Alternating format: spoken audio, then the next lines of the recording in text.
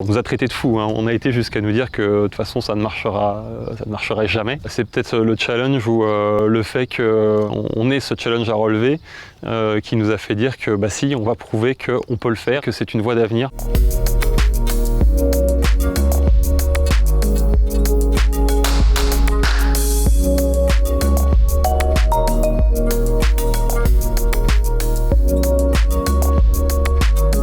Chaque fois que j'avais l'occasion d'aller en Allemagne, je voyais de plus en plus de yourtes comme celle-là pousser au milieu de la plaine.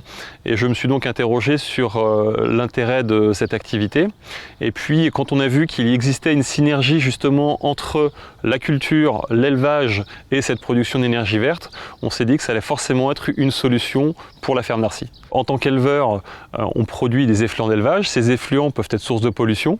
Et l'idée, c'est de pouvoir traiter ces effluents en les intégrant dans le méthaniseur pour produire de l'énergie verte, et le résidu de cette opération de fermentation génère ce que l'on appelle le digestat. Et le digestat, c'est quoi?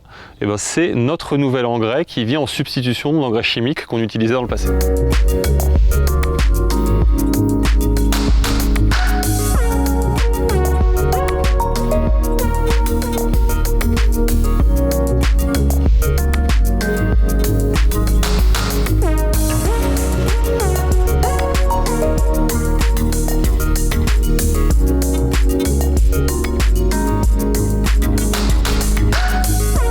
C'est un gaz très vertueux.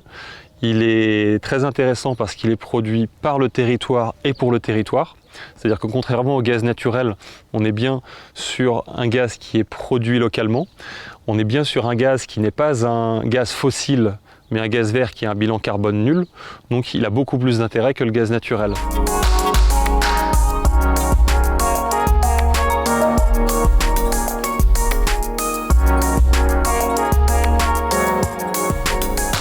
Le bilan que l'on tire de cette activité, c'est que c'était le bon choix. C'était un pari il y a 10 ans, c'était un risque, mais aujourd'hui on s'aperçoit qu'il est payant. Ce qu'on aime à dire en tant qu'agriculteur, c'est qu'on est agriculteur et notre premier métier, c'est de nourrir les hommes et les femmes.